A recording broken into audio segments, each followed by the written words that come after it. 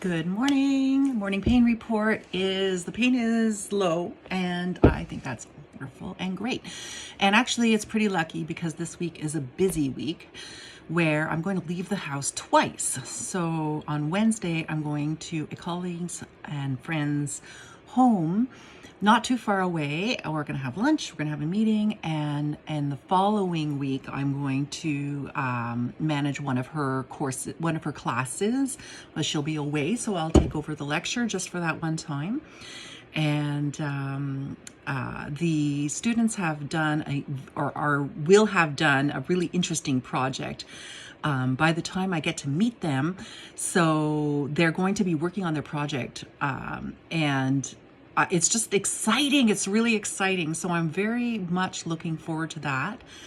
And then on Friday, I have something. What did I have on Friday? I can't remember, but I scheduled something else on Friday. Oh, right. Another meeting with a group of people. That one I'm not 100% sure I'm going to make. We're going to see how I do on Wednesday, right? Friday is further away. It's about twice as far. So more driving. It's later in the afternoon. It's longer. There's a lot. All right. I'm just noticing right now I'm distracted by my unkempt hair. Okay. So things that I need to get done this morning include, I have 3 major things that I have to get done aside from preparing for those 2 meetings. So the first thing is finances. So now I have to learn how to properly make an expense report. So that's this morning. I'm finishing that up. What else am I doing this morning? Yes. Okay. March 15th is the deadline for some poetry contests or submission deadlines. And I have been sitting on my poetry. So now I'm going to reread a few of them. Anyways, I'll get those out today. And then the third thing, let me remember. So there was the poetry, medical stuff, right? Okay, so my doctor has added my fibromyalgia diagnosis to the medical pension forms. So I am going to download that. And plus I have a couple of referrals for a couple of tests. I have a referral to a gastroenterologist. So it's like time to make a list of all the phone calls I have to make and then slog through it all week long. Blah. All right. So this is part of managing a medical daily life. You know, it's a lot of work that I guess, like when you're chronically ill, when I'm chronically ill, so I'm also chronically stressed because being ill is stressful. All right, so that is something to just know.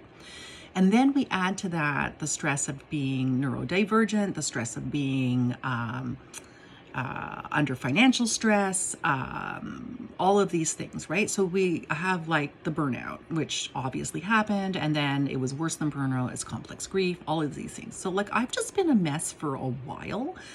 And I think fundamentally is that each thing that happens, I jump into resilience mode, coping mode right away, but that's not true resilience. That is just coping. And this is the lesson, the resilience lesson that I'm learning right now is that one must rest and retreat when things get complicated, even if it seems like a quick fix, because my mind runs too fast for my feelings. And I am always finding myself in a situation where I have overcommitted myself and I have outperformed what I'm actually able to do. I sacrifice the necessary rest time in order to perform at a high level because my mind can, but my body cannot. And this is a fundamental issue. It runs throughout my whole life, right? And so as a child, as a lot of chronically ill people do as older adults, but as a child without the mental reflective capacity of an adult, I emotionally came to the decision that pain can't stop me. And that's good, you know, it's a good thing, because when we're growing up and we meet obstacles, we do need to persist. But because I was in an environment where there wasn't enough attentive observation of my development, because there was a lot of stuff going on and my parents had their own shit to deal with, right? So it obscured their vision of what was happening with me, and I never learned how to be cared for and how to respect my limit. When my limit was noticed, it was because I couldn't continue. And that's way too late. So learning how to pace myself as an adult, it's been a rocky road, and I keep making the same mistakes.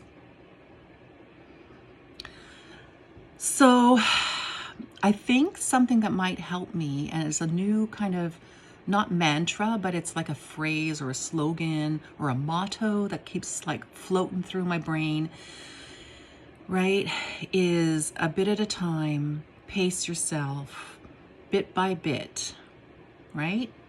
And I keep coming back to that. That is good enough. It is good. Not even good enough. It's good. Just good. It's great.